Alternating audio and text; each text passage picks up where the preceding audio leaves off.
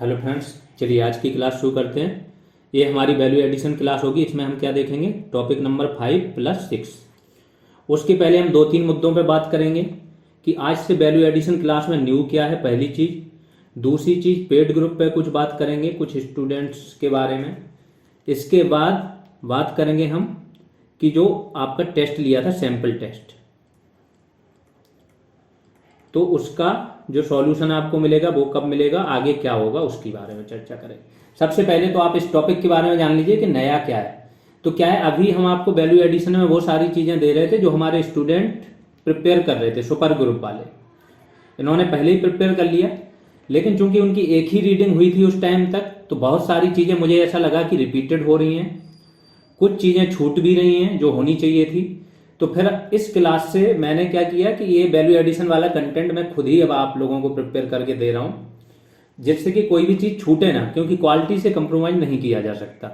तो आज आप क्या पढ़ने वाले हैं? इको सेंसिटिव जोन के बारे में देखेंगे पूरा डिटेल में, क्या है क्या नहीं, कौन से बाद में एक वो हुआ था निर्णय सुप्रीम कोर्ट ने दिया कि 1 किलोमीटर तक इको सेंसिटिव जोन बनाने पड़ेंगे, तो वो कौन सा था।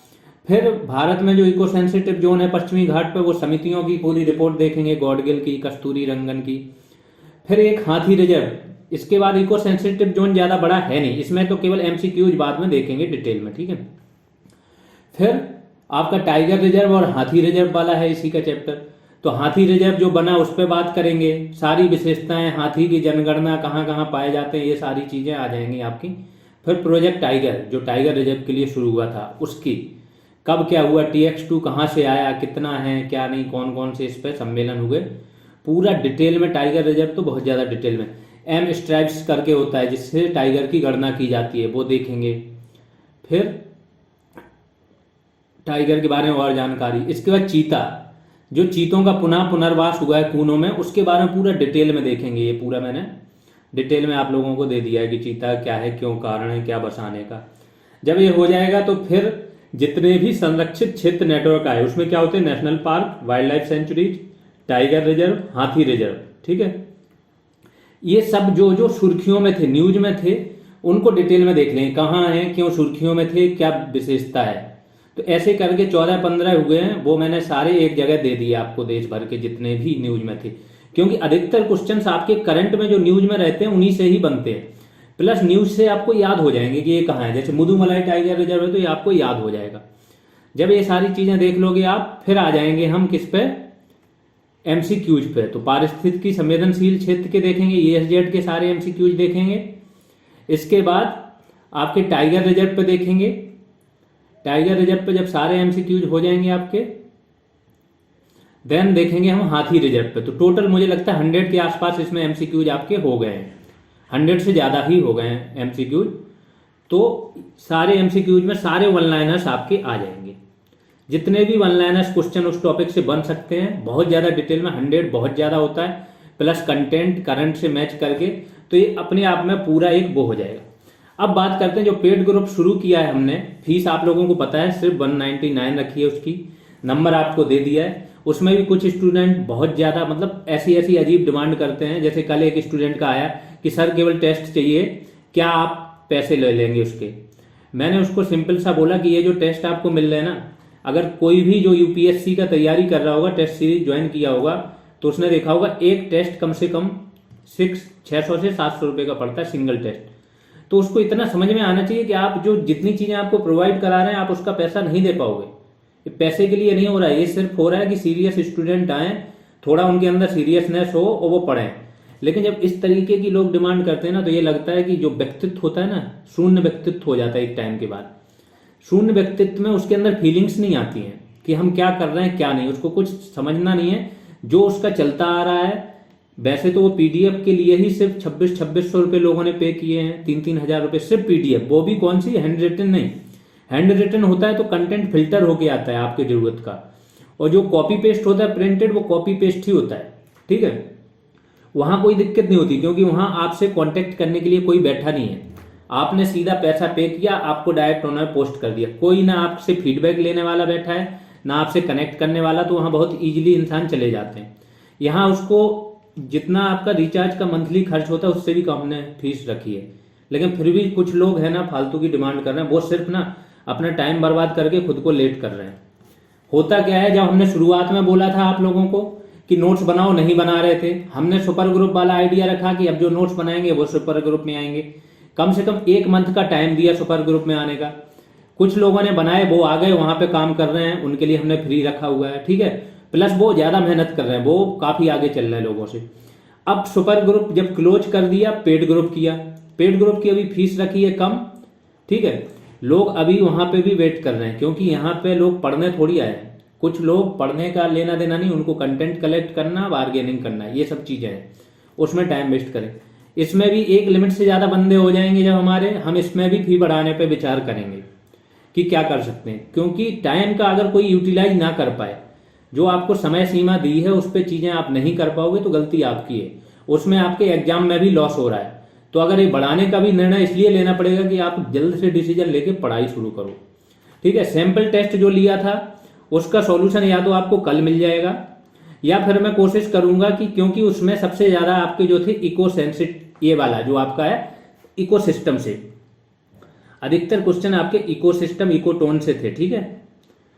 तो मैं कोशिश करूंगा कि या तो इस पे वैल्यू एडिशन आ जाए, तो वैल्यू एडिशन में बहुत डिटेल में हो जाएगा ये टॉपिक। उसके बाद 4 से 5 क्वेश्चन तो आपको अपने आप समझ में आ जाएंगे, हो सकता है 7-8 क्वेश्चन आ जाए, और फिर इसका सॉल्यूशन दे दें। मतलब 7-8 ऐड हो जाएंगे, जैसे आपने 7-8 सही किए लोगों ने, 7-8 हिस्से और ऐड हो जाएंगे जब वैल्यू एडिशन आ जाएगा, आपको समझ में आ जाएगा, थोड़ा और डिटेल में करा देंगे वैल्यू एडिशन। फिर इसके बाद जो बचे हुए 3-4 क्वेश्चन हैं वही रह जाएंगे, तो सॉल्यूशन हम पूरा 1 से 20 तक का दे देंगे, डिटेल में समझाएंगे कि इसका मतलब क्या होता है, क्यों सही हुआ। अब अपने टॉपिक पे आ जाते हैं। टॉपिक क्या है, हाल ही में सुप्रीम कोर्ट ने एक निर्देश दिया था, ठीक है। सुप्रीम कोर्ट का एक निर्णय आया था, उसमें उन्होंने कहा था कि जितने भी नेशनल पार्क है, वाइल्ड लाइफ सेंचुरीज है, 1 किलोमीटर तक इको सेंसिटिव जोन बनाना अनिवार्य है, ठीक है। ESZ इको सेंसिटिव जोन क्या होता है, ये आप लोग पहले ही रेगुलर क्लास में पढ़ चुके हैं। जो लोग रेगुलर क्लास नहीं किए हैं, डायरेक्ट यहाँ आए हैं, उनको सिर्फ यही बताना चाहता हूँ कि आप लोग जाके पहले रेगुलर क्लास कीजिए, तब आपको ये क्लास बहुत बेटर तरीके से समझ में आएगी। इको सेंसिटिव जोन वो होते हैं कि नेशनल पार्क या वाइल्ड लाइफ सेंचुरी के पास उसके जस्ट सीमा खत्म होती है, उसके बाद बना देते हैं एक बफर जोन टाइप का, जिससे कि यहाँ पे जो इसके बाहर जो गतिविधियां हो रही हैं उसका असर वहां तक ना पहुंचे। सिंपल सी बात ये है, ठीक है।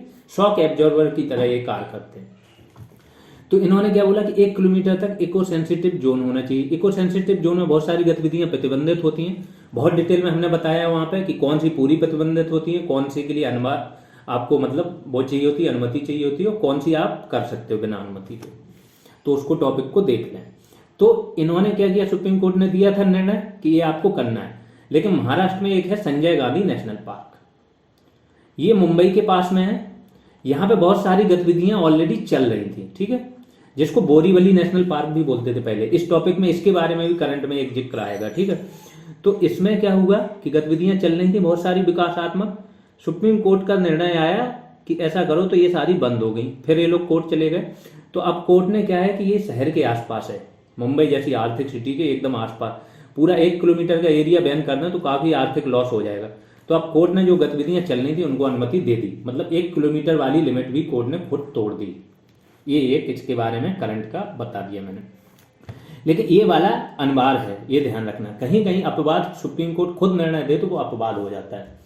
फिर यह निर्देश TN गोदावर्मन थे, TN गोदावर्मन एक पर्यावरणविद हैं, थिरुमूलपाद इनका पूरा नाम है, TN गोदावर्मन थिरुमूलपाद बनाम भारत संघ केस में ये निर्देश दिए गए थे। ऐसे राज्य तथा यूनियन टेरिटरी में लागू होंगे जहां पे न्यूनतम ESZ निर्धारित नहीं किए गए। मतलब ये केवल वहीं लागू किए जाएंगे जहां पे राज्यों ने न्यूनतम ESZ की सीमा निर्धारित नहीं की। जिन राज्यों ने पहले कर दी होगी वहां तो बने ही होंगे पहले से ही, ठीक है। पर्यावरण मंत्रालय क्या करता है, ESZ के रूप में बोलता है कि 10 किलोमीटर तक का एरिया, जैसे यहाँ पे आपका नेशनल पार्क खत्म हो रहा है तो इसके चारों तरफ 10 किलोमीटर तक का एरिया आप बफर जोन या ESZ के रूप में घोषित करेंगे। ये पर्यावरण मंत्रालय का कहना है, ठीक है। अब ये तो हो गई ESZ। इसके बारे में कौन कौन सी अनुमति होती है, क्या नहीं होती है, मैंने बताया, रेगुलर क्लास में करा चुके हैं। सेम चीज रिपीट करने से सिर्फ और सिर्फ टाइम या वीडियो का टाइम ड्यूरेशन ज़्यादा बड़ा हो जाता है और कुछ नहीं, तो उसको हम रिपीट नहीं करेंगे। पश्चिमी घाट पे अब चूंकि पश्चिमी घाट जो है ना बहुत ज़्यादा संवेदनशील क्षेत्र हो गया है, यहाँ पे आपदाएं भी बहुत आने लगी हैं, प्रजातियां बहुत नष्ट हो रही, तो यहाँ पे एक समिति बनी, 2 समितियां बनी थी। पहली बनी थी गाडगिल समिति, माधव गाडगिल जो थे, 2011 में ये समिति बनी और 2011 में इसने रिपोर्ट दी। इसने क्या बोला कि पश्चिमी घाट के 64% भूभाग को अलग अलग स्तरों वाले, मतलब eco sensitive zone 1, eco sensitive zone 2 और इको सेंसिटिव जोन 3, इसमें डिवाइड कर दो। यहाँ पे सारी गतिविधियां ऑलमोस्ट प्रतिबंधित कर दो, यहाँ कुछ को अनुमति दो, यहाँ थोड़ा और ज़्यादा को अनुमति दो, ऐसे करके उन्होंने बताया जहाँ जितना खतरा है उस स्तर पे। लेकिन इसकी भारी विरोध हुआ। क्यों विरोध हुआ? कि लोगों की आजीविका का सवाल था। पश्चिमी घाट छोटा तो है नहीं, कितने राज्य हैं पश्चिमी घाट में? अगर देखो ये वाला पूरा नीचे का कोर है इंडिया का, तो महाराष्ट्र से शुरू हो जाता है आपका, नीचे तमिलनाडु तक जाता है। तो पश्चिमी घाट इतना एरिया है, खासतौर से ये महाराष्ट्र के नीचे से लेके ये वाला एरिया, तो महाराष्ट्र हो गया आपका, गोवा हो गया, कर्नाटक हो गया, केरल हो गया और फिर आता है तमिलनाडु। इतने राज्य हैं, आंध्र का भी कुछ हिस्सा आ जाता है इधर जो आता है, ठीक है। तो ये हिस्से क्या है, पश्चिमी घाट को बनाते हैं। अब यहाँ पे आप प्रतिबंध लगा दोगे तो इनकी आजीविका पे बहुत बड़ा असर पड़ेगा। इन्होंने बोला इसके 64% एरिया को क्या करो आप बना दो, इस घोषित कर दो, तो इसीलिए इसका बहुत ज़्यादा विरोध हुआ। फिर दूसरी समिति बनी कस्तूरी रंगन समिति। के कस्तूरी रंगन का सबको नाम पता होगा, ये इसरो के वैज्ञानिक भी रहे हैं, हेड भी रहे हैं शायद इसरो के, ठीक है। इसके बाद ये समिति में भी रहे। इसके बाद जो नई शिक्षा नीति आई है, नई शिक्षा नीति, ये क्या है, इसमें भी इनका क्या है, रोल है, किसका? और नई शिक्षा नीति आप बताना क्या है, इसका प्रावधान क्या है। 5+3+4+4 क्या है मतलब इसका, कि पहले से क्लास 2 क्लास आप पहले, फिर 3 क्लास बाद में या 3, ये पूरा इसका पैमाना बताना कि किसको ये फॉलो करती है, ठीक है। ये मैं राइट नहीं बता रहा हूँ आपको, ये राइट आपको बताना है एग्जैक्टली कि क्या है, किस बेस पे आधारित है। तो के कस्तूरी रंगन ने ही नई शिक्षा नीति बनाई है। ये मतलब बहुत ही वैसे इंटेलेक्चुअल टाइप के बंदे हैं। तो इन्होंने क्या किया, 2013 में एक रिपोर्ट दी। इस समिति ने क्या बोला, पश्चिमी घाट के कुल क्षेत्रफल के 37% क्षेत्र को आप इको सेंसिटिव एरिया घोषित कर दो। इन्होंने सिफारिश की, उन्होंने 64 की थी और इन्होंने 37% की। इस समिति ने गाडगिल समिति द्वारा सिफारिश की गई श्रेणीकरण, जो उन्होंने बोला था कि ESZ 1, 2, 3, ये श्रेणीकरण की बात की थी। इन्होंने बोला नहीं, ये श्रेणीकरण गलत है, इसको करने की कोई जरूरत नहीं है। अभी क्या चलता है, गवर्नमेंट क्या करती है, ग्रीन, ऑरेंज, रेड प्रदूषण के आधार पर निर्धारित कर देती क्षेत्रों को, ठीक है। यहाँ बिल्कुल प्रदूषण नहीं है, यहाँ बीच का प्रदूषण और यहाँ बहुत ज्यादा प्रदूषण, इस तरीके से। तो इन्होंने क्या बोला, वही कि लाल, नारंगी, हरे रंग के जो वर्गीकरण पहले से करते हो आप, उसी को ही जारी रखा जाए। इसने लाल श्रेणी वाले क्षेत्रों में बोला कि यहाँ पे खननकार, उत्खननकार, ताप विद्युत परियोजनाएं, जो थर्मल पावर प्लांट होते हैं, इन पे पूर्ण प्रतिबंध लगा दिया जाए। तो यहाँ पे ये आपका टॉपिक खत्म होता है, कौन सा, ESZ वाला, क्योंकि इसके बारे में बहुत जानकारी नहीं थी, बाकी सारे MCQs में इसके आ जाए। दूसरा आपका टॉपिक बनता है हाथी रिजर्व। तो भारत का 33वां हाथी रिजर्व सबको पता है, यूपी में बना है, तराई क्षेत्र में बना है। तो पर्यावरण मंत्रालय ने इसको क्या किया, मंजूरी दे दी। उत्तर प्रदेश के दुधवा, पीलीभीत, दुधवा नेशनल पार्क सबने पता होगा, पीलीभीत करके जिला है में टाइगर रिजर्व, ये टाइगर रिजर्व जो तराई टाइगर रिजर्व है, नहीं, तराई हाथी रिजर्व होना चाहिए, ठीक है। तराई हाथी रिजर्व घोषित किया है इन्होंने, ठीक है। एरिया इसका कितना है, 3000 किलोमीटर स्क्वायर। इस क्षेत्र में क्या क्या आते हैं, दुधवा नेशनल पार्क आ जाता है आपका, पीलीभीत टाइगर रिजर्व आ जाता है, किशनपुर वन्यजीव अभ्यारण्य और कतरनिया घाट वन्यजीव अभ्यारण्य, ये दोनों भी इसी क्षेत्र में आते हैं। तो जो हाथी रिजर्व, ध्यान रखना, हाथी गलियारा बनता है एक टाइप का रिजर्व। तो हाथी क्या करते हैं, बड़े से क्षेत्र में विचरण करते हैं, हजारों किलोमीटर तक चले जाते हैं, जाते रहते हैं, झुंड का झुंड इनका।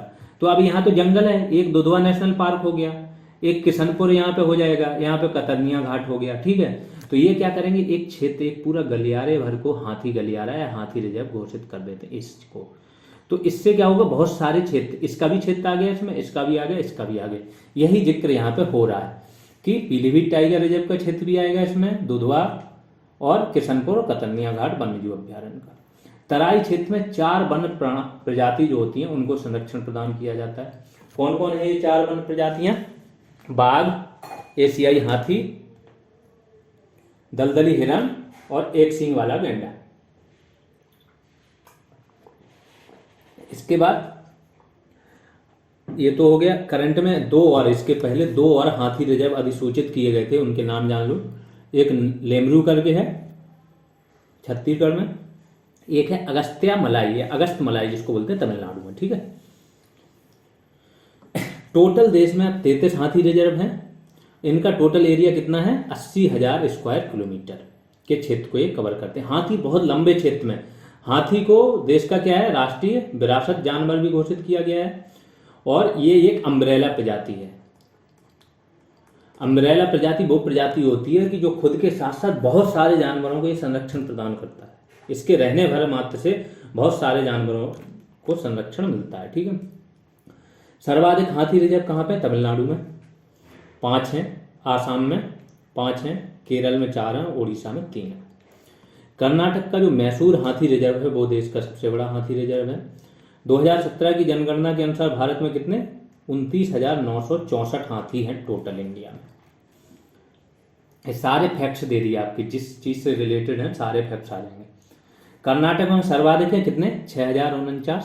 फिर असम में, ये हाथियों की संख्या है, ठीक है। असम में कितने? 5,719। केरल में कितने? 3,054 हाथी हैं टोटल।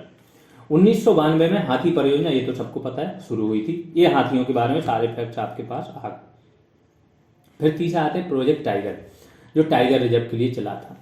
तो बाघों की अनुमानित आबादी में वृद्धि के लिए एक हुआ था आपका TX2 लक्ष्य बनाया गया था। सेंट पीटर्सबर्ग में 2010 में क्या हुआ?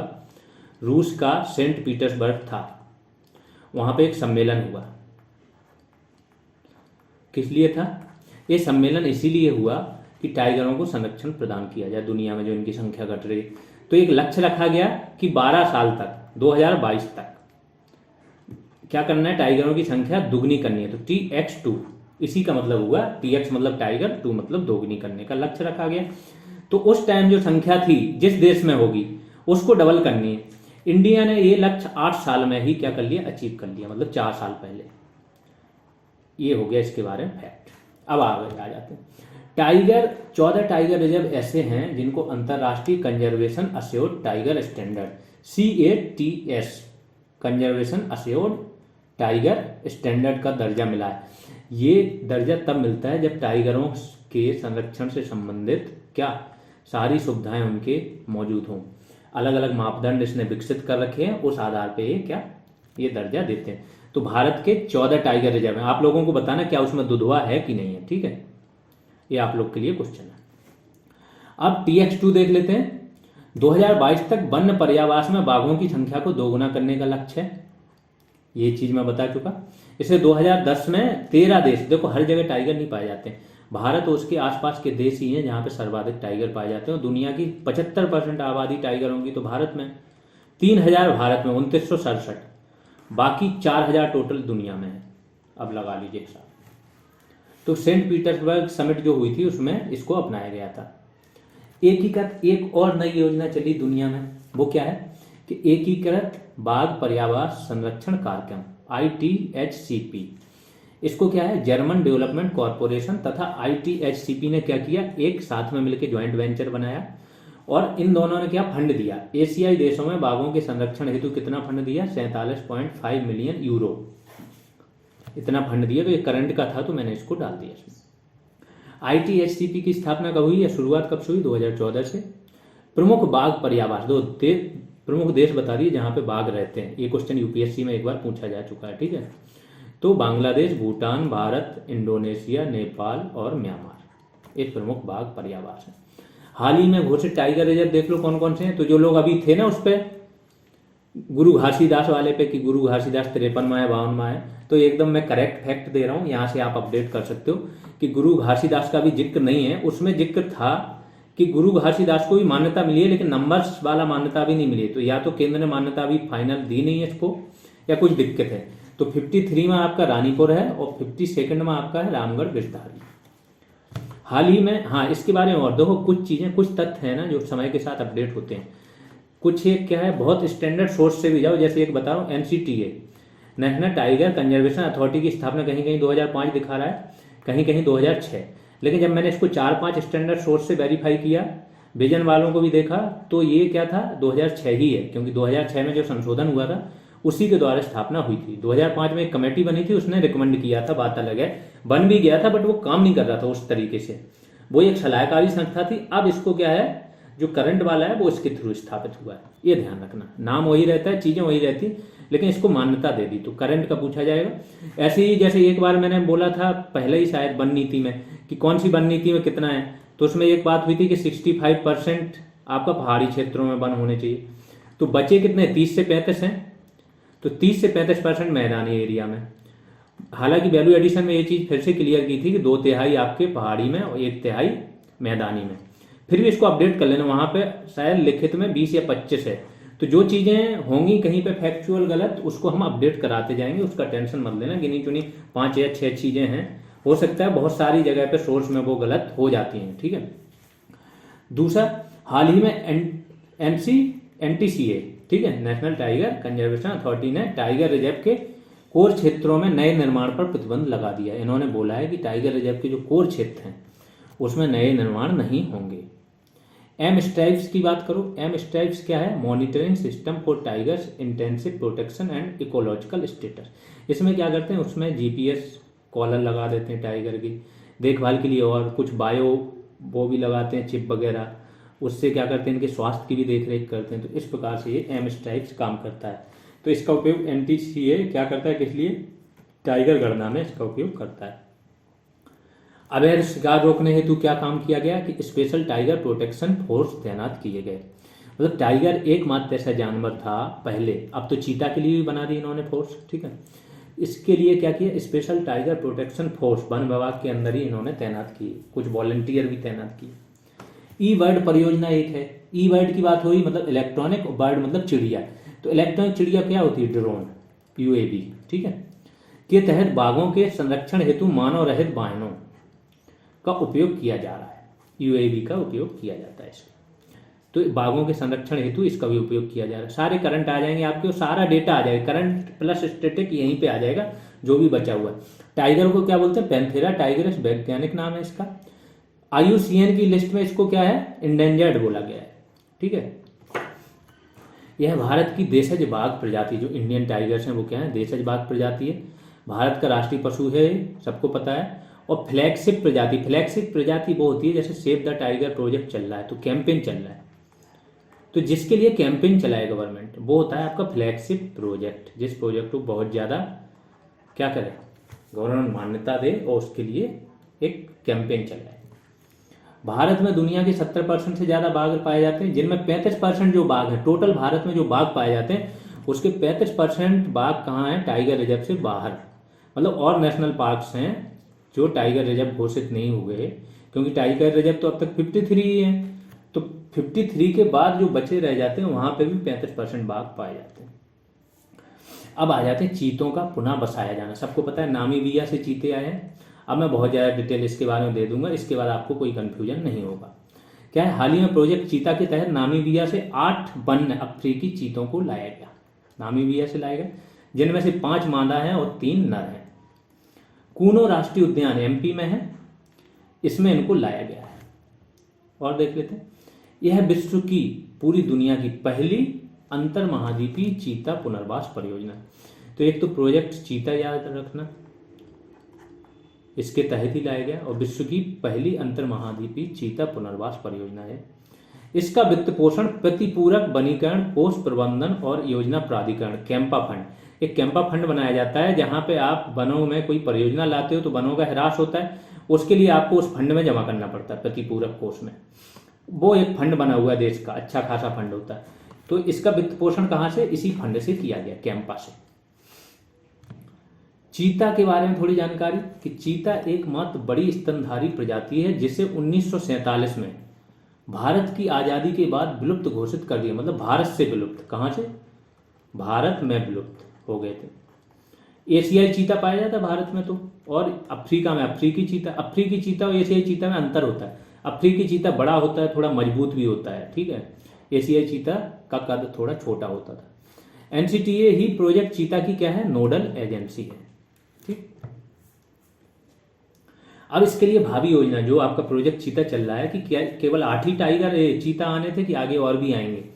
तो इस परियोजना के तहत अगले 5 वर्षों में अलग अलग राष्ट्रीय उद्यानों में कम से कम 50 और चीतों को लाए जाने की योजना है, ध्यान रखो। कूनो राष्ट्रीय उद्यान में दक्षिण अफ्रीका से 12 और, इतने 8 तो आ ही गए, 12 और चीते आएंगे कहां से, दक्षिण अफ्रीका से। नामीबिया में चीतों की आबादी सर्वाधिक है, सर्वाधिक चीते कहाँ, नामीबिया में पाए जाते हैं। अफ्रीकी चीते एशियाई चीते की तुलना में बड़े भी होते हैं, इनके पैर और गर्दन मजबूत होती है एशियाई चीतों से। और दुनिया का सबसे तेज दौड़ने वाला स्तनधारी अफ्रीका चीता ही है, इसकी स्पीड 80 से 128 किलोमीटर पर आवर तक हो जाती है, ठीक है। अगला आते हैं बसाने के चरण। अब कैसे बसाया जाएगा, या जो बसाए गए हैं वो कैसे बसाए गए, सबने देखी थी फोटो, मोदी जी गए थे छोड़ने। पहले एक बाड़े में इनको रखा गया था क्वारंटाइन करके, फिर कुछ दिनों तक रखने के बाद, शायद 1 महीने रखने के बाद इनको छोड़ दिया गया था। तो सभी चीतों को लाके टीकाकरण किया था। चीता मित्र करके कुछ स्वयंसेवक लगाए गए थे। तो ये क्वेश्चन में बन सकता है कि चीता मित्र कहाँ है। चिंटू चीता नामक स्थानीय शुभंकर भी लॉन्च किया गया था। और चीता टास्क फोर्स, जो मैंने बताया था कि टाइगर के लिए उपयोग हुई थी, अब चीता के लिए भी इन्होंने टास्क फोर्स का गठन किया है। कौन गठन करेगा, ministry of environment, forest and climate change, MOEFCC। Kuno राष्ट्रीय पार्क में बसाया गया, तो इसके बारे में थोड़ी बहुत जानकारी होनी चाहिए क्या है। तो MP की बिंद पहाड़ियों में ये बसा हुआ है, राजस्थान सीमा पर है। पन्ना टाइगर रिजर्व जो है प्राकृतिक भू क्षेत्रों के माध्यम से जुड़ा हुआ है। एक और फैक्ट बताता हूँ, नर्मदा नदी बहती है, तो नर्मदा नदी के बाहर इधर रणथंभौर है, राजस्थान में रणथंभौर। तो इस नेशनल पार्क से भी ये जुड़ा हुआ है। देश का एकमात्र वन्यजीव स्थल है जहां कोई भी मानव बस्ती नहीं है, मतलब ये एकमात्र ऐसा संरक्षित स्थल है, वन्यजीव स्थल, जिसके अंदर एकमात्र मानव बस्ती नहीं है। क्योंकि कुछ गांव बसे हुए थे तो उनको इन्होंने पुनर्वास कर दिया। जैसे यहाँ पे नेशनल पार्क है तो इसके जोन एरिया में आसपास बसे हुए थे तो उसको हटा के उनका पुनर्वास बाहर कर दिया। तो ये भी एक अच्छा फैक्ट है। और उष्णकटिबंधीय शुष्क पर्णपाती वन यहाँ पे पाए जाते हैं। अब ये हो गया आपका टाइगर के बारे में। अब सुर्खियों में रहे कुछ संरक्षित क्षेत्रों की चर्चा करेंगे हम लोग। अब संरक्षित क्षेत्र होंगे तो वो क्या, टाइगर रिजर्व अपने आप आ जाएंगे, चाहे नेशनल पार्क की बात करो चाहे वाइल्ड लाइफ सेंचुरीज की, तो सबकी बात करेंगे हम लोग। हाथी रिजर्व भी आ जाएंगे। तो जो भी पढ़ा है उनके बारे में कोई चर्चा होगी तो उसकी चर्चा यहाँ हो जाएगी, जिससे कि अगर आए क्वेश्चन तो आप कर पाओ। तो बिहार का एक है वाल्मीकि टाइगर रिजर्व, ये कहाँ है, पश्चिमी चंपारण में। किसी ने बिहार का मैप देखा हो तो सबसे ऊपर यही जिला है। यहाँ हाथी बचाव केंद्र की स्थापना की गई, इसलिए न्यूज में था। एकमात्र संरक्षित क्षेत्र जहाँ शिवालिक तथा गंगा के मैदानी इलाकों में गौर नामक एक पशु होता है, पाया जाता है, ठीक है। तो शिवालिक सबको पता है, शिवालिक क्या होता है, जो हिमालय होता है, ट्रांस हिमालय, बृहद हिमालय, लघु हिमालय, फिर शिवालिक। सबसे ऊपर से नीचे चले जाओ तो हिमालय की एक छोटी सी चोटी है जहाँ पे 1500 तक की क्या होती है, 1500 तक की मीटर की ऊंचाई होती है, तो उसको बोलते हैं शिवालिक। तो शिवालिक और गंगा के मैदान, इसके बाद जब यहाँ पहाड़ खत्म होंगे तो मैदान शुरू हो जाएंगे, तो इसके बीच में स्थित है और वहां पे गौर पाया जाता है। मतलब ये एकमात्र वो नहीं है कि जो शिवालिक और इसके बीच में स्थित है, ये वो है कि जहाँ पे शिवालिक और इसके बीच में स्थित है गौर नामक पशु भी यहाँ पाया जाता है। दूसरा है वायनाड वन्यजीव अभ्यारण्य। वायनाड का नाम अगर लोगों ने सुना हो, केरल में है, एक बात तो है ही। दूसरी बात यह है कि राहुल गांधी जो हैं आपके यहीं से सांसद हैं, वायनाड से। अमेठी से ये हार गए थे और यहाँ से ये जीत गए थे। तो यहाँ पहली बार मनी स्पाइडर, मतलब स्पाइडर सबने मकड़ी, और एंट मिमिकिंग स्पाइडर, ये 2 मकड़ियाँ यहाँ पाई जाने की सूचना मिली है, इसलिए न्यूज में था। तो क्या होता है, कोई चीज़ न्यूज में होती है तो यही पूछ लेंगे कि ये कहाँ पाया जाता है, कहाँ पे स्थित है। और दूसरी चीज़, ये नीलगिरी बायोस्फीयर रिजर्व का एक घटक है। मैंने एक बायोस्फीयर रिजर्व के बारे में आपको बताया था कि एक बायोस्फीयर रिजर्व के अंदर कई सारे नेशनल पार्क हो सकते हैं। जैसे नीलगिरी के अंदर एक सत्यमंगलम आपका टाइगर रिजर्व भी है, नेशनल पार्क भी है वो, तो वाइल्ड लाइफ सेंचुरीज भी हो सकती हैं इसके अंदर, टाइगर रिजर्व भी हो सकते हैं। तो एक बायोस्फीयर रिजर्व बहुत ही विस्तृत क्षेत्र होता है। तो नीलगिरी बायोस्फीयर रिजर्व का वायनाड वन्यजीव अभ्यारण्य क्या है, भाग है। दूसरा, नीलगिरी जो है ना आपका केरल, कर्नाटक और तमिलनाडु तीनों को जोड़ता है। चांगथांग कोल्ड डेजर्ट वन्यजीव अभ्यारण्य ये कहाँ है, लद्दाख में। यहाँ पे क्या हुआ कि साइंस एंड टेक्नोलॉजी डिपार्टमेंट, विज्ञान और तकनीकी जो डिपार्टमेंट है भारत का, उसने लद्दाख के हमले में भारत का पहला डार्क स्काई रिजर्व स्थापित करने की घोषणा की। ठीक है, जो इस अभ्यारण्य का क्या हिस्सा है।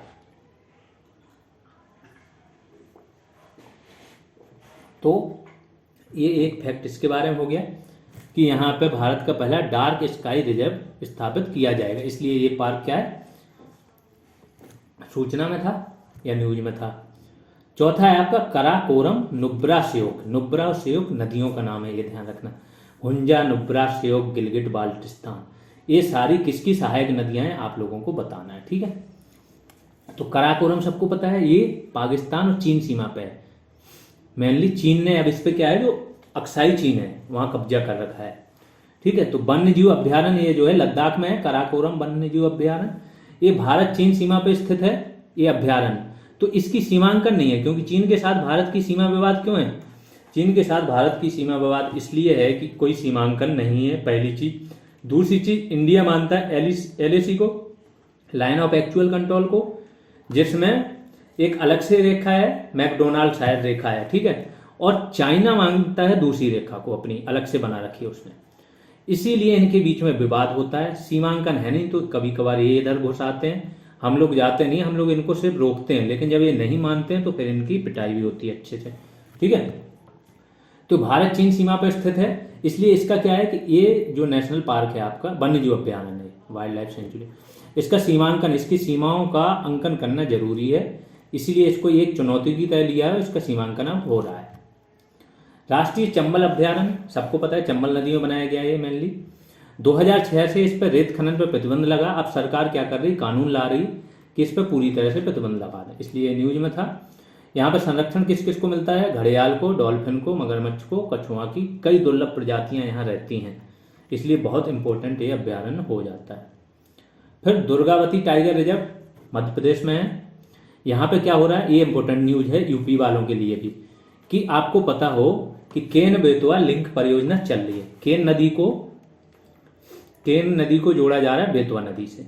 जब इसको जोड़ा जाएगा तो बहुत सारा क्षेत्र जलमग्न हो जाएगा, नया क्षेत्र। तो यहीं पे पड़ता है पन्ना टाइगर रिजर्व।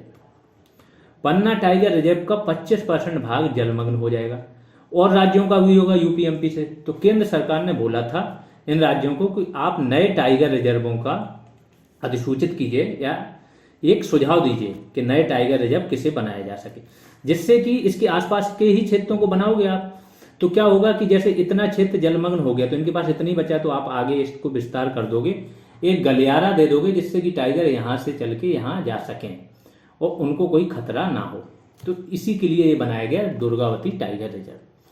तो MP वन्यजीव बोर्ड ने पन्ना टाइगर रिजर्व के बाघों के लिए एक नए रिजर्व को मंजूरी प्रदान की, क्योंकि केन बेतवा लिंक परियोजना के कारण पन्ना टाइगर रिजर्व का 1/4 भाग क्या है, जलमग्न हो जाएगा। फिर अगला है माधव राष्ट्रीय उद्यान, ये भी MP में है। यहाँ क्या हुआ, 1960 में बाघ आखिरी बार देखे गए थे, अब पुनः स्थापित किए जा रहे हैं। यहाँ पर सांख सागर झील है और माधव सागर, 2 झीलें हैं इसमें। फिर संजय गांधी राष्ट्रीय उद्यान महाराष्ट्र में, इसको बोरीवली राष्ट्रीय उद्यान भी बोला जाता है। इसी के बारे में मैंने बताया कि 1 किलोमीटर का ESZ जो है, इससे भी सुप्रीम कोर्ट ने थोड़ी छूट दे दी है। ठीक है, यहाँ क्या है, एशियाई शेरों के एक जोड़े को गुजरात से यहाँ पे लाया जाएगा। यह पहले बोरीवली राष्ट्रीय उद्यान के नाम से जाना जाता था। कन्हेरी गुफाएं, अगर जिसने भी हिस्ट्री पढ़ी हो एंशियंट, तो चैत्य पढ़े होंगे। चैत्य क्या होते हैं, तो नासिक,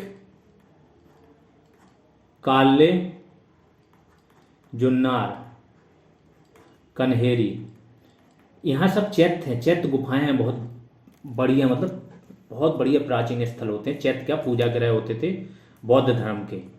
सबसे पहले स्तूप होता था, स्तूप प्रांगण के लास्ट में ही चैत्य बनाए जाते थे जो पूजा गृह होते थे, और विहार होते थे रहने के स्थान, सब एक गुफा के अंदर ही होते थे। तो जुन्नार जो है आपका, यहाँ पे सर्वाधिक चैत्य हैं आपके, 100 से ज़्यादा चैत्य हैं जुन्नार में, ठीक है। और ये कन्हेरी यहाँ पे है, कन्हेरी गुफाएं जो एक प्रकार की चैत्य हैं, तो इसलिए ये प्राचीन विरासत के लिए भी बहुत ही महत्वपूर्ण है संजय गांधी राष्ट्रीय उद्यान। अब आते हैं भीतरकनिका राष्ट्रीय उद्यान। भीतरकनिका राष्ट्रीय उद्यान क्या है, कहाँ पे, ये तो सबको बता चुके, भीतरकनिका, गाहिरमाथा, चिल्का लगून, ये सब कहाँ है, ओडिशा में। यहाँ नवजात लवड़ी जल के मगरमच्छों की संख्या रिकॉर्ड, जो नवजात नए पैदा हुए लवड़ी जल के मगरमच्छ हैं, मतलब खारे जल के, उनकी संख्या 3700 पहुंच गई। जब 3700 पहुंच गई तो आगे चल के क्या मानव मगरमच्छ संघर्ष हो सकता है। तो इसके लिए इन्होंने क्या उपाय करने के लिए बात की है कि इतनी ज़्यादा संख्या भी नहीं होनी चाहिए, संरक्षण अपनी जगह है कि मनुष्य के साथ संघर्ष हो जाए। और इसके दक्षिणी छोर पे क्या है, गाहिर माथा। गाहिर माथा के बारे में बता चुका हूँ कि यहाँ पे बहुत सारे घोंसले हैं। ओलिव रिडले जो कछुआ होता है वो यहीं पे आके अपना प्रजनन करते हैं, ठीक है। डेजर्ट नेशनल पार्क, ये राजस्थान में है, ठीक है। यहाँ पे क्या है कि वैश्विक पर्यावरण सुविधा, जो मैंने बताया था, ग्लोबल एनवायरनमेंट फैसिलिटी, जिसने नहीं पढ़ा है वो रेगुलर क्लास देखें। एक क्लास में सारे जितने भी संगठन हैं, जितने भी फंडिंग वाले संगठन हैं या संस्था हैं, सबका जिक्र हुआ है। तो वहीं पर थी ग्लोबल एनवायरनमेंट फैसिलिटी के सहयोग से FAO, food and agriculture organization, इसका आपको बताना है मुख्यालय कहाँ है। यहाँ पे क्या कर रहा है, एक हरित कृषि परियोजना की फंडिंग कर रहा है। यह कहाँ पे, यह जैसलमेर तथा बाड़मेर जिलों में अवस्थित है। एकमात्र ऐसा स्थान है, ये देखो ये एक इंपॉर्टेंट चीज आ गई, यह राजस्थान का एकमात्र ऐसा स्थान है जहां उसका राजकीय पक्षी कौन सा है, ग्रेट इंडियन बस्टर्ड, शर्मीला पक्षी भी बोलते हैं इसको, और सबसे भारी पक्षियों में से एक है जो उड़ भी लेता है। राजकीय पशु चिंकारा, राजकीय वृक्ष खेजड़ी तथा राजकीय पुष्प रोडिडा, ठीक है, रोडिडा प्राकृतिक रूप से कहाँ यहाँ पाए जाते हैं। ये ध्यान रखो, राजस्थान की चारों चीजें प्राकृतिक रूप से इस नेशनल पार्क में पाए जाते हैं, ठीक है। इसका नाम क्या है, डेजर्ट नेशनल पार्क। डेजर्ट है तो मतलब रेगिस्तान में। Ranthambore tiger reserve, Ranthambore tiger reserve कहाँ है, अभी मैंने बताया नर्मदा के इस तरफ राजस्थान में, और ये नेशनल पार्क भी है। तो यहाँ एक बाघ को यहाँ से कहाँ, सरिस्का टाइगर रिजर्व ले जाया है।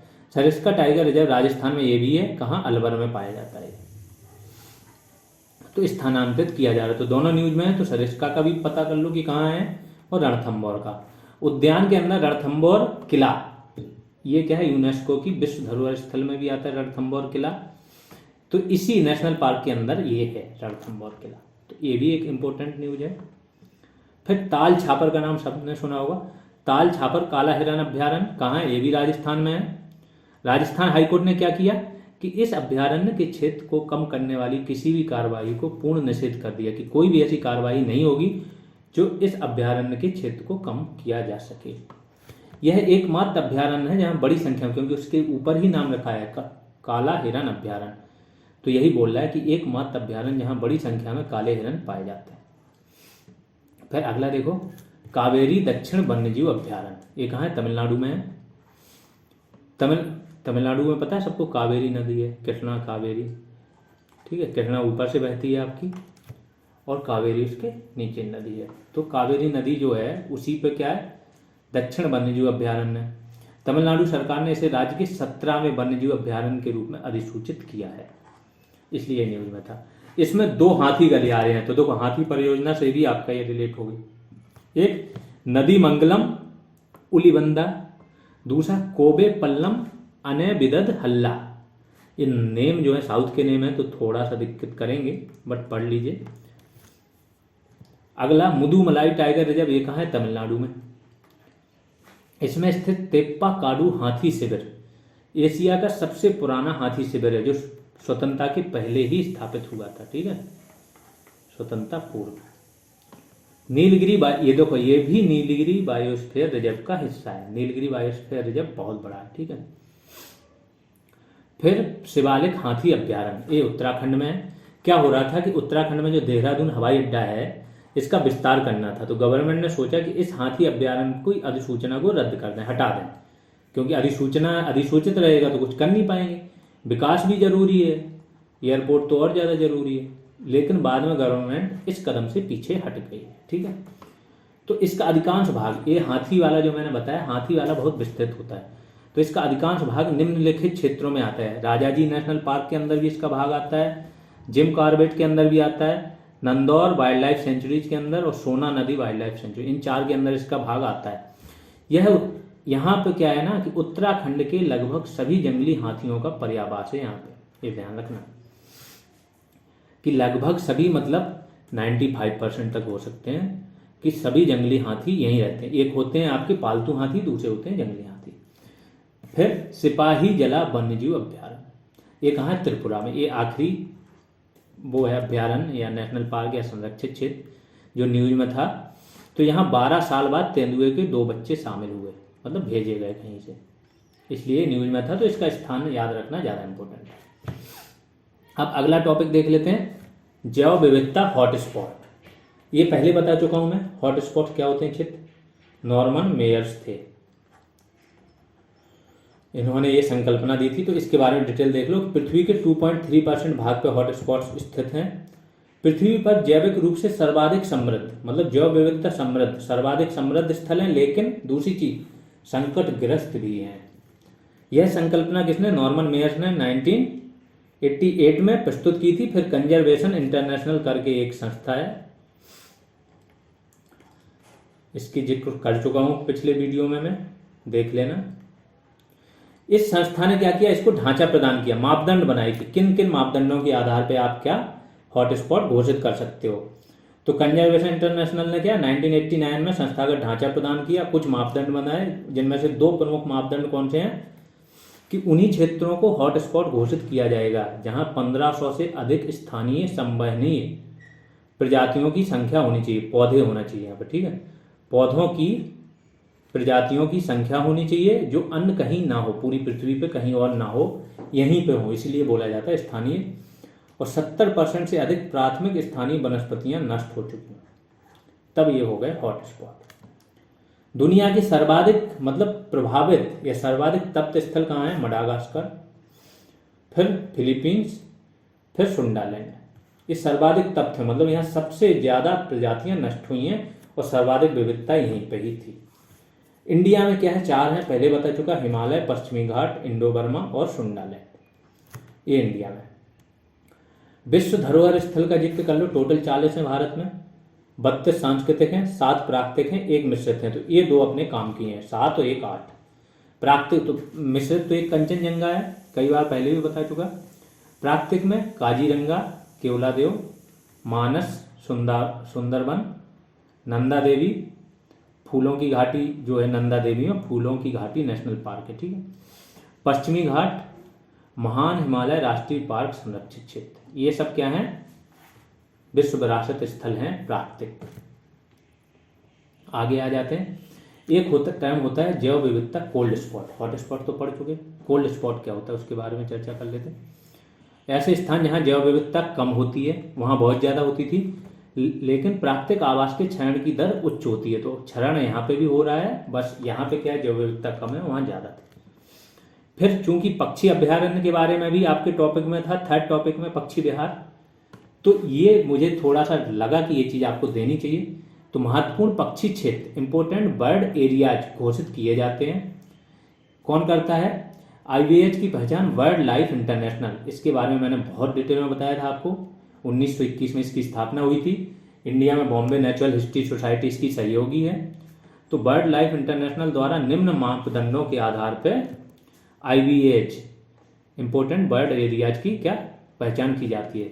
कौन कौन से मापदंड होते हैं, वैश्विक स्तर पर संकटग्रस्त तथा लुप्त प्राय प्रजातियों की नियमित उपस्थिति हो, प्रतिबंधित श्रेणी वाली प्रजातियों की अधिक संख्या हो, प्रवासी प्रजातियों की सीमा से अधिक संख्या हो।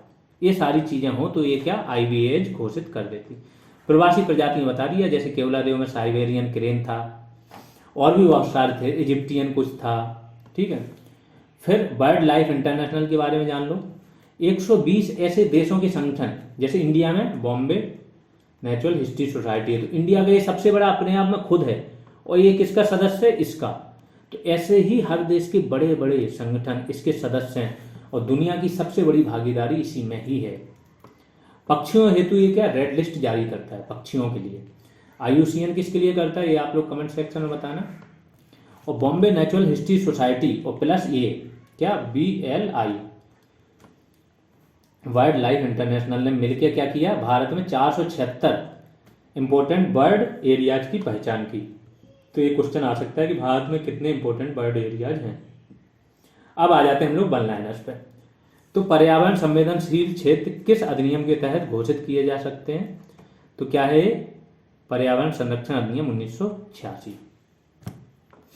अगला क्वेश्चन क्या है, ESZ को किस कार्य योजना में शामिल किया गया था, द्वितीय राष्ट्रीय वन्यजीव कार्य योजना जो आपकी 2002 से 2016 तक थी।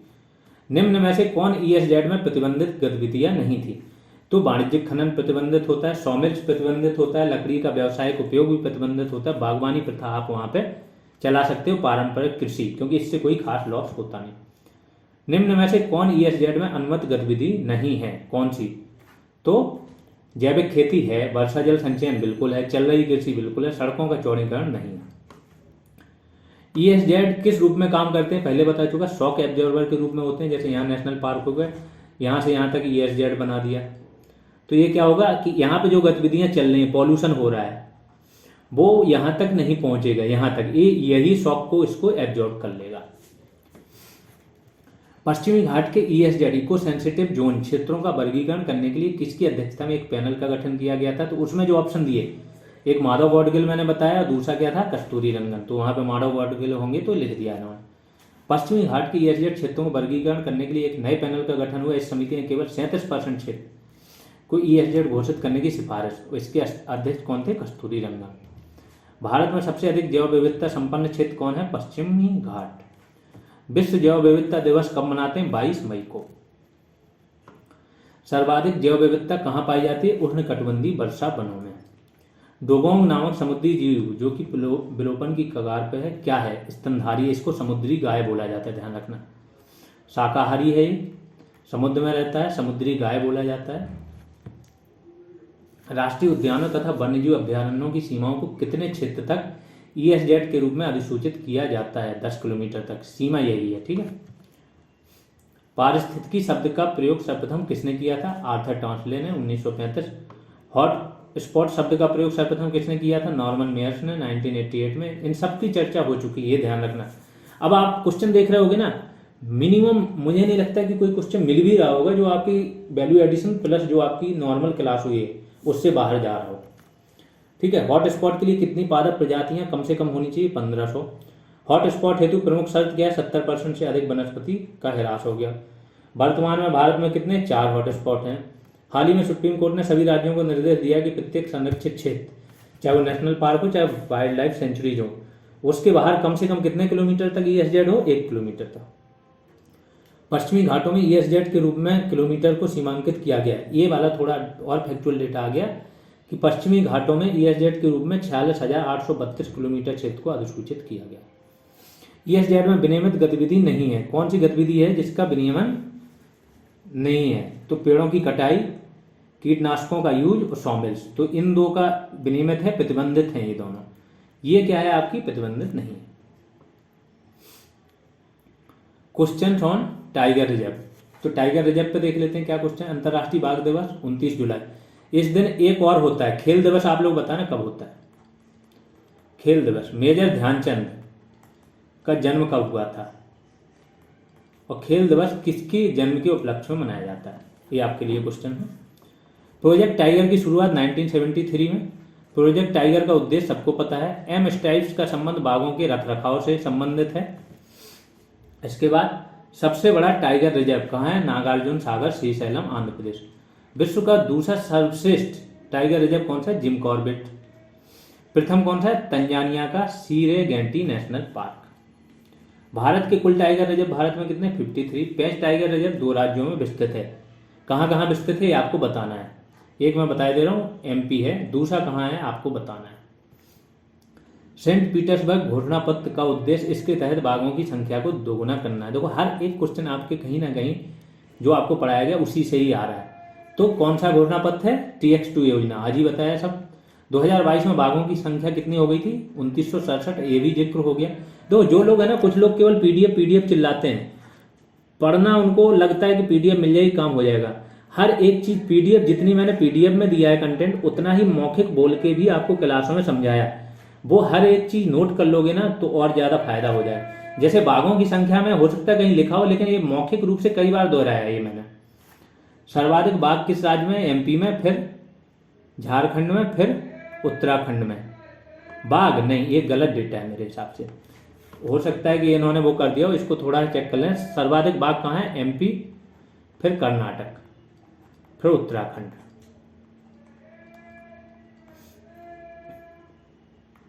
अगर इनकी संख्या बोलो तो 526, 524। ठीक है। 1973 में प्रोजेक्ट टाइगर की शुरुआत कितने बाघ अभ्यारण्यों के साथ हुई थी? 9।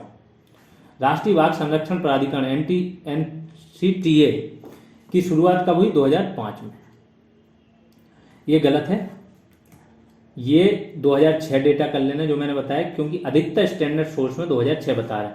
फिर आपको क्वेश्चन देख के देखना है कि अगर कहीं 6 दिया है तो 5 नहीं दिया रहेगा, या क्वेश्चन की भाषा क्या बोल रहे हैं कि कब इसकी प्रथम बार स्थापना हुई किसी समिति की सिफारिश पर, तो 5 कर देना। और जब ये किसी अधिनियम के तहत इसको मान्यता मिली तो वो 6 है।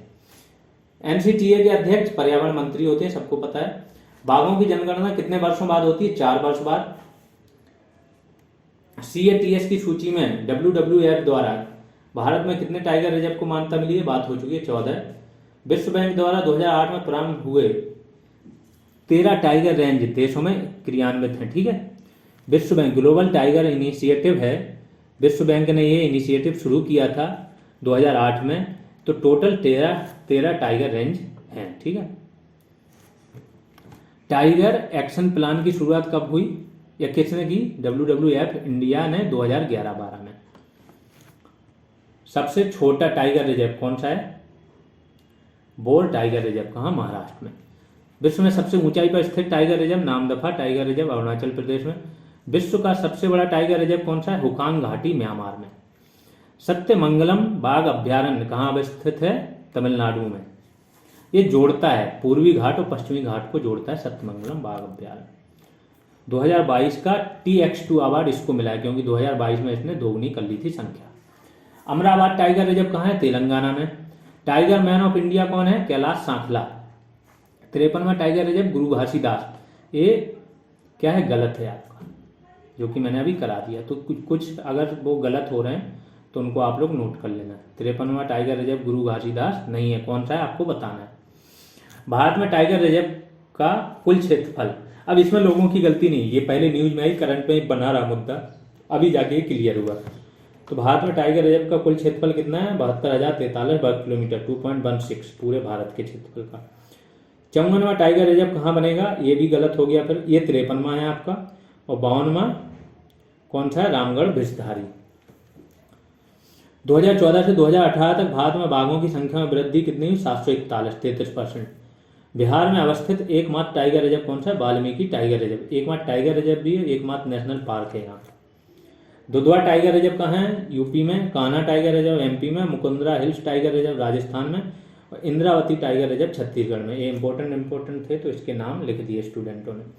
दुर्लभ सफेद बाघों के लिए प्रसिद्ध कौन सा टाइगर रिजर्व है? नंदन कानन। कहाँ है? उड़ीसा में। विश्व की पहली व्हाइट टाइगर सफारी कहाँ पे? मुकुंदपुर, सतना, मध्य प्रदेश में। हाथी रिजर्व की घोषणा कौन करता है? केंद्र सरकार। अब देखो सबके नाम। नामेरी टाइगर रिजर्व कहाँ है? असम में। बोर टाइगर रिजर्व महाराष्ट्र में, सबसे छोटा है। नवेगांव टाइगर रिजर्व महाराष्ट्र में। दम्फा टाइगर रिजर्व मिजोरम में। और पलामू टाइगर रिजर्व झारखंड में। कमलांग बाघ अभ्यारण्य कहाँ है? अरुणाचल प्रदेश में। पारिस्थितिक दृष्टिकोण से पूर्वी घाटों और पश्चिमी घाटों के बीच अच्छा संपर्क होने के रूप में किसका महत्व अधिक है? इसकी मैंने बात पहले कर दी थी। ये क्वेश्चन देखो इन्होंने भी दे दिया, सत्यमंगलम टाइगर रिजर्व। संपूर्ण विश्व का कितने प्रतिशत बाघ भारत में मिलते हैं? 70 है, 75 तक होगा। ठीक है, 70 से 75 आएगा तो कर देना सही। पन्ना टाइगर रिजर्व को यूनेस्को बायोस्फीयर रिजर्व के वैश्विक नेटवर्क में कब शामिल किया गया? 2020 में। चिरांग रिपु हाथी रिजर्व कहाँ है? असम में। धनश्री लुंगडिंग हाथी रिजर्व छत्तीसगढ़ में। आधिकारिक तौर पर भूरा सिंह द बारहसिंगा शुभंकर पेश करने वाला भारत का पहला बाघ आरक्षित क्षेत्र कौन सा है? कान्हा बाघ आरक्षित क्षेत्र। अब आ जाते हैं हाथी रिजर्व पे, इसके बारे में वन लाइनर देख लेते हैं। भारत में प्रोजेक्ट एलिफेंट कब शुरू हुआ? 1992 में। श्री विल्लुपुथुर हाथी reserve Tamil Nadu. Elephant state of India किसे बोला जाता है? कर्नाटक को। मैंने तो सबकी संख्या भी दे दी है, सीधी बात है, जो जहां पे संख्या सर्वाधिक होगी उसी को बोला जाएगा। लेमरू हाथी रिजर्व छत्तीसगढ़ में। भारत में हाथियों की अवैध हत्या की निगरानी कार्यक्रम, इसको क्या बोलते हैं? Monitoring of illegal killing of elephant, MIKE की शुरुआत कब हुई? 2003 में। भारत में कुल माइक साइट्स कितनी है? 10। संबलपुर हाथी रिजर्व कहाँ है? उड़ीसा में। वर्तमान में कुल हाथी रिजर्व कितने हैं? 32। प्रोजेक्ट एलिफेंट की शुरुआत कहाँ से हुई? सिंह भूमि हाथी रिजर्व झारखंड से। भारत का सबसे बड़ा हाथी रिजर्व कौन सा है? यही वाला सिंह भूमि हाथी रिजर्व। हाथियों को किस अधिनियम के तहत संरक्षित प्रजाति में रखा गया? भारतीय वन्यजीव अधिनियम, संरक्षण अधिनियम 1972। सबको, जितने भी जानवर हैं सबको इसी अधिनियम के तहत संरक्षित किया गया। ठीक है। 2017 की जनगणना के अनुसार भारत में हाथियों की संख्या कितनी है? 29,964। ये पहले बता चुका हूँ। भारतीय वन्यजीव बोर्ड ने हाथियों को देश का राष्ट्रीय विरासत जानवर कब घोषित किया था? 2010 में। देश के कितने राज्यों में हाथी संरक्षण नीति लागू की गई है? 16 राज्यों में। कोई भी ऐसा क्वेश्चन नहीं है आप लोग देखेंगे कि जो बाहर से आ रहा है। ये बहुत इंपॉर्टेंट बात है। जितना भी आपका क्लास में जो रेगुलर क्लास थी और जितना आपका वैल्यू एडिशन में ऐड हो गया, उसके अलावा अभी तक तो मुझे सिंगल क्वेश्चन नहीं मिला है। 16 राज्यों में मैं पहले बता चुका हूं आपको। ठीक है। डांडेली हाथी रिजर्व कहाँ अवस्थित है? कर्नाटक में। ये तो पूरी लिस्ट ही दे दी राज्यवार, तो पता ही होगा। भारत का पहला हाथी अस्पताल कहाँ? मथुरा में। विश्व हाथी दिवस कब हुआ? 12 अगस्त को। ये थोड़े करंट के आ गए। एशियाई हाथियों की प्रजातियां भारतीय, श्रीलंकन और सुमात्रा। हाथी को भारत में वन्यजीव संरक्षण अधिनियम 1972 की किस सूची में रखा गया है? अनुसूची वन में। यहाँ पे आपके और हैं भी थोड़े। भारत का पहला हाथी पुनर्वास केंद्र कहाँ है? कोट्टूर, केरल में। हाथी गलियारों के संरक्षण हेतु योजना कौन सी? गज यात्रा। प्रोजेक्ट हाथी मेरे साथी की शुरुआत कब हुई? 24 मई 2011। प्रोजेक्ट हाथी मेरे साथी का उद्देश्य क्या है? जन जागरूकता को बढ़ाना। प्रोजेक्ट हाथी मेरे साथी की शुरुआत किसने की? वन्यजीव ट्रस्ट तथा पर्यावरण मंत्रालय द्वारा मिलकर प्रारंभ किया गया। वन्यजीव ट्रस्ट बताना आप लोग, ये क्या है? क्या ये सरकारी है कि गैर सरकारी है? सर्वप्रथम माइक की शुरुआत कब हुई? साउथ अफ्रीका में। कहाँ हुई? ठीक है। IUCN की रेड लिस्ट में हाथियों को किस सूची में रखा गया है? लुप्त होने की सूची में, मतलब इंडेंजर्ड। इसके बाद हाथी जनगणना कितने वर्षों बाद की जाती है? प्रत्येक 5 वर्ष बाद। 2017 में हुई थी, अब 2022 में होगी। ठीक है। होनी थी। ये शायद कुछ जनगणनाएं अभी लेट हो गई मेरे हिसाब से। क्यों लेट हो गई? क्योंकि पॉपुलेशन रजिस्टर जो नेशनल होता है, जो लोगों की गणना होती है जनसंख्या की, वो भी 2011 में, हमेशा से अंग्रेजों के काल से हर 10 साल में हो रही थी, वो भी 23 आ गया, अभी तक नहीं हुई। तो सरकार भी सोच रही होगी कि मनुष्यों की तो कर नहीं पाए हैं, इनको थोड़ा बाद में करेंगे। नहीं तो आप देखोगे, आप लोगों को ये बताना है कि 1972 में किसके कार्यकाल में पहली हुई थी? क्या ये सीमित थी कि पूर्ण थी? 1972 नहीं, 1872 में। और फिर उसके बाद 1881 से लगातार हो रही है। ठीक है। इसके बाद एलिफेंट टास्क फोर्स का गठन किसने किया? महेश रंगराजन ने।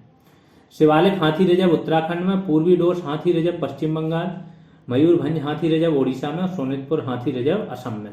सोनितपुर मॉडल मैंने पहले बताया था, क्या था कि हाथी फसलों को नुकसान पहुंचा रहे थे, फिर लोगों से उनकी झड़प हो रही थी, संघर्ष हो रहा था, लोग भी मारे जा रहे थे, हाथियों को नुकसान हो रहा था।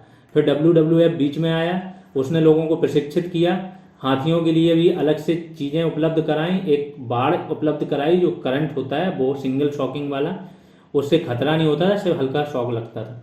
तो इस प्रकार से ये चीज़ें कंट्रोल हो गई। उत्तर प्रदेश में प्रस्तावित दूसरे हाथी रिजर्व का नाम क्या है? तराई हाथी रिजर्व। भारत में कुल एलिफेंट रेंज कितने हैं? 10। कामेंग हाथी रिजर्व अरुणाचल प्रदेश, सर्वाधिक हाथी रिजर्व असम और तमिलनाडु, और रायला हाथी रिजर्व कहाँ है? आंध्र प्रदेश। यहाँ पे आपका ये खत्म होता है। नेक्स्ट क्लास में हम देखेंगे डिटेल में आपका क्या आ जाएगा, इकोसिस्टम इकोटोन। ठीक है। इकोसिस्टम इकोटोन आप देख लोगे डिटेल में, तो ये टॉपिक कराएंगे। इसके साथ अगर कोई और होगा तो वो करा देंगे, क्योंकि आपका जो 8वें नंबर का टॉपिक है इस पे MCQ ज्यादा होने हैं। ठीक है। वन संरक्षण अधिनियम, भारतीय वन अधिनियम और वन्यजीव संरक्षण अधिनियम, इस पे MCQ ज्यादा कराने हैं। कुछ एक धाराएं और से ऐड करेंगे। जिन लोगों ने सब्सक्राइब नहीं किया है वो चैनल सब्सक्राइब कर लें। जिन्होंने पेड कोर्स नहीं लिया है मैं उनको एडवाइस दूंगा कि आप लेके वहाँ पे जुड़िए। जितना आप लेट करोगे उतनी ही चीज़ें आपकी पीछे छूटेंगी। तो अभी के लिए इतना ही, धन्यवाद।